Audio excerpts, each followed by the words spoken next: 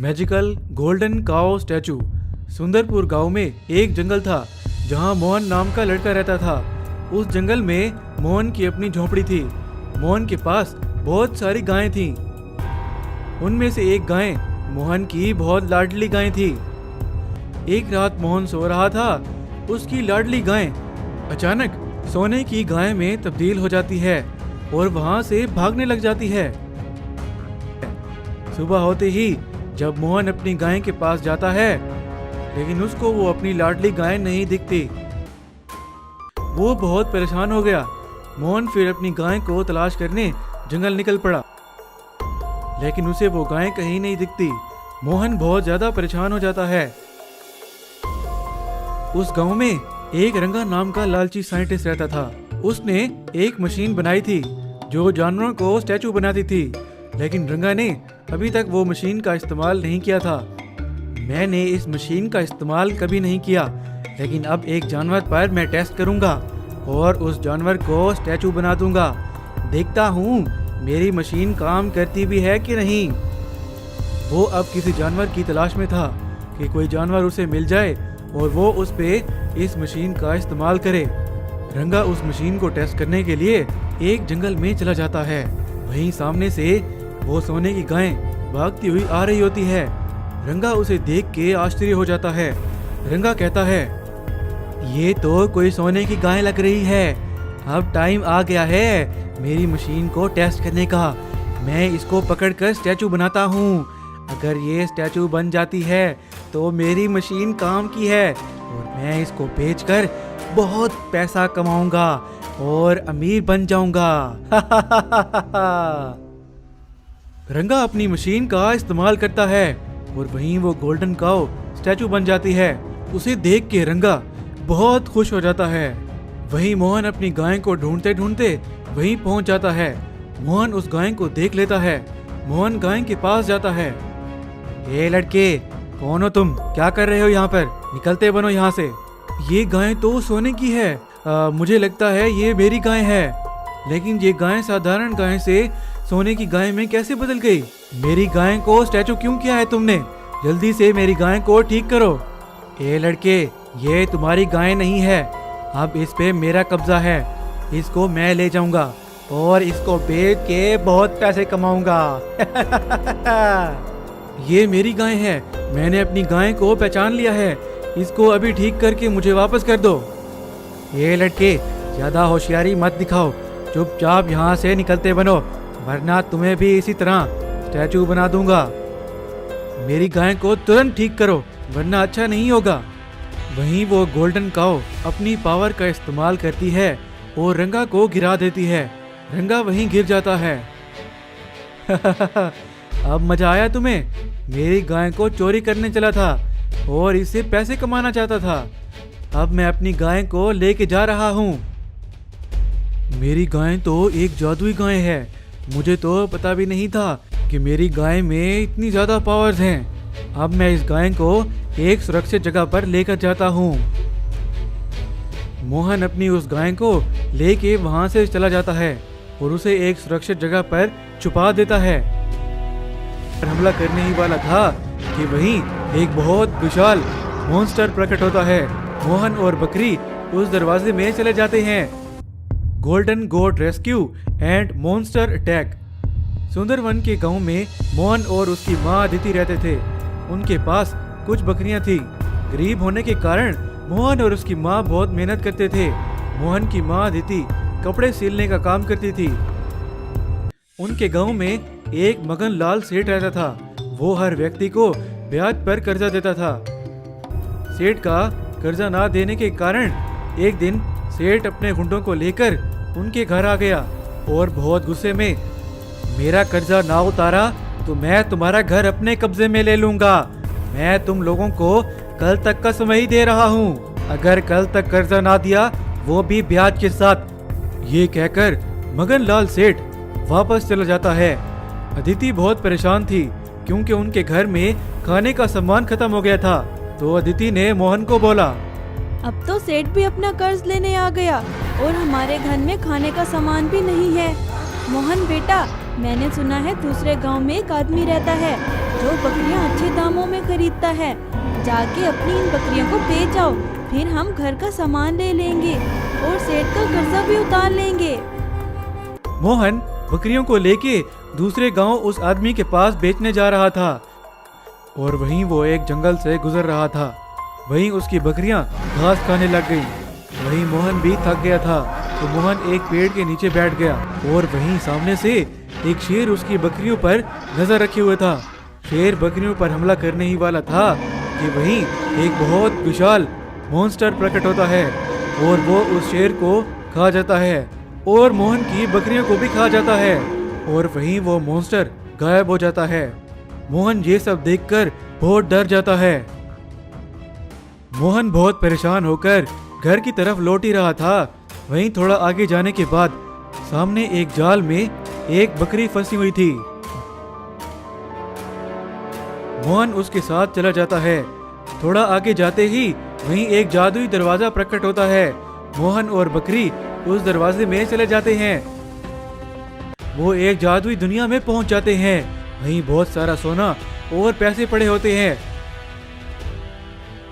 मोहन इन सब को देखकर बहुत आश्चर्य हो जाता है। बकरी मोहन से कहती है, मोहन, तुम यहाँ से जितना सोना उठाना चाहते हो उठा लो, कोई तुम्हें यहाँ कुछ नहीं कहेगा और अपनी सारी समस्याएं दूर कर दो। मैं इतना सोना नहीं ले जा सकता, सभी गांव वाले मुझ पर शक करेंगे। वो बकरी मोहन को बहुत सारा सोना और पैसे उठा के देती है और मोहन को कहती है, ये सारा सोना अपने घर ले जाओ और मजे करो। मोहन बकरी का धन्यवाद करता है और वहीं दोबारा उसी दरवाजे से वापस अपने घर पहुंच जाता है। मोहन के पास इतना सोना देखकर मोहन की माँ आश्चर्य हो जाती है और मोहन से पूछने लगी, मोहन बेटा, ये तुम कहाँ से ले आई हो इतना सोना? नहीं माँ, मुझे जंगल में एक बकरी जाल में फंसी हुई मिली थी, मैंने उसकी मदद की। वो एक जादुई बकरी थी। वो बकरी मुझे एक जादुई दुनिया में ले गई और मुझे ये सारा सोना और पैसे उठा के दिए। मोहन की माँ ये सब देखकर बहुत खुश हो जाती है। मोहन और उसकी माँ अदिति ने अब सेठ का कर्जा भी उतार दिया।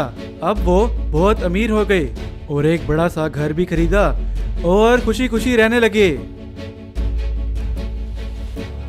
एक दिन बहुत दूर एक समंदर में अचानक एक शैतानी राक्षस प्रकट होता है और वहीं पर वो राक्षस बहुत सारे मनी ट्रीज को प्रकट करता है। वो सारे के सारे पेड़ पैसों से भरे हुए होते हैं।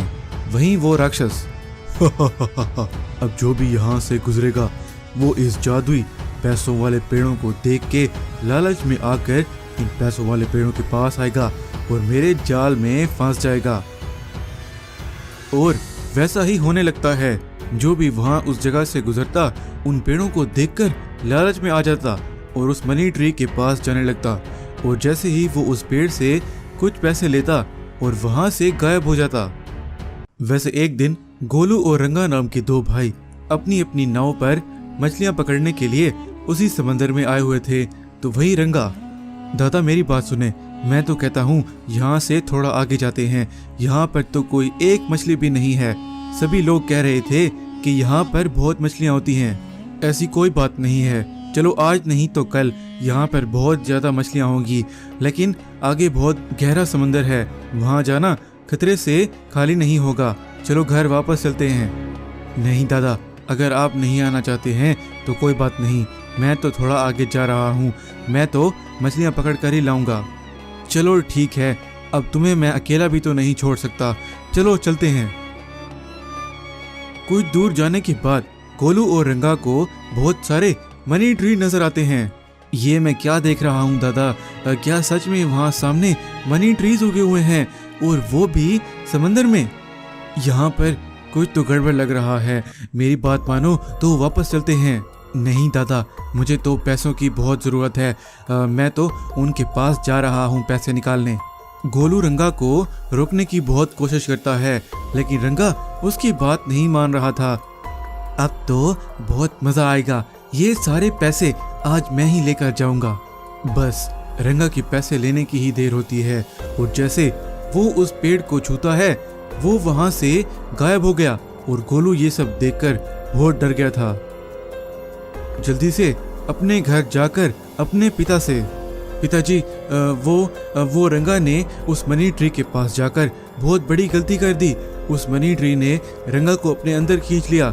मैंने उसे रोका लेकिन उसने मेरी बात नहीं मानी। देखो मुझे पूरी बात बताओ, ये कैसे हुआ? किस मनी ट्री की बात कर रहे हो तुम? वो मनी ट्री कहाँ पर है? पिताजी पता नहीं, हम जब मछलियाँ पकड़ने के लिए समंदर में थोड़ा आगे गए तो वहाँ पर बहुत सारे मनी ट्री थे। तो रंगा ने पैसों की लालच में आकर जैसे ही उस पेड़ को छुआ तो उसे अपने अंदर खींच लेता है वो पेड़। बेटा गोलू, जल्दी से अपने भाई को किसी ना किसी तरीके से बचाओ। मुझे तो बहुत डर लग रहा है, पता नहीं वो कहाँ पर चला गया होगा। बाद में गोलू वहीं समंदर में उसी मनी ट्री के पास पहुंचकर, मुझे अब अपने भाई को बचाने के लिए इस पैसों वाले पेड़ के पास जाना ही होगा। अब पता नहीं आगे क्या होने वाला है मेरे साथ भी। गोलू भी उस मनी ट्री को जैसे ही छूता है वो भी वहां से गायब होकर गोलू भी उसी जगह पर पहुंच गया था। वो राक्षस भी वहीं पर होता है और गोलू का भाई रंगा भी था और बहुत सारे लोग कैद होते हैं जो पैसों वाले पेड़ों को देखकर लालच में आ गए थे। ऐसा तो मैं पहली बार देख रहा हूँ।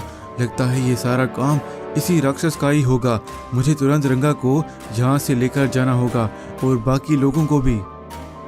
गोलू जब रंगा के पास पहुँचता है तो रंगा, दादा मुझे माफ कर दो, मुझे तुम्हारी बात माननी चाहिए थी। वो मनी ट्री इस राक्षस का बनाया हुआ एक प्लान था और आज रात ये हमें खाने वाला है। जल्दी से मुझे यहाँ से बाहर निकालो। वो राक्षस गोलू को देखकर बोलता है, तुम्हारे अंदर तो कोई लालच नहीं है, लेकिन तुम्हारा भाई बहुत लालची है। अब ये मेरा भोजन बनेगा और ये सारे लोग भी, और ये मेरी दुनिया है। मुझे इंसान खाना बहुत पसंद है, इसीलिए मैं उनको यहाँ उस मनी ट्री की लालच देकर यहाँ पर बुलाता हूँ। देखिए कृपया करके मेरे भाई को और इन सभी लोगों को छोड़ दे और ये फिर ऐसा नहीं करेंगे। मैं आपके लिए बिरयानी लेकर आता हूँ, वो इंसानों से बहुत ही स्वादिष्ट होती है। चलो ठीक है, तुम्हारी बात मैं मान लेता हूँ। वैसे भी मैं हर वक्त इंसान खा खा कर बहुत तंग आ गया हूँ। जल्दी से वो बिरयानी लाओ मेरे लिए। वो उस राक्षस के लिए बिरयानी लेकर आता है। बाद में वो राक्षस खाकर, तुमने तो बिल्कुल ठीक कहा है, ये तो सच में बहुत ही स्वादिष्ट है। तुम मुझे बहुत अच्छे इंसान लग रहे हो। तुम्हारी वजह से मैं सभी को छोड़ रहा हूँ। गोलू और रंगा अपने घर में ही प्रकट होते हैं और गोलू की ईमानदारी देखकर उस राक्षस ने गोलू को बहुत सारा पैसा दिया।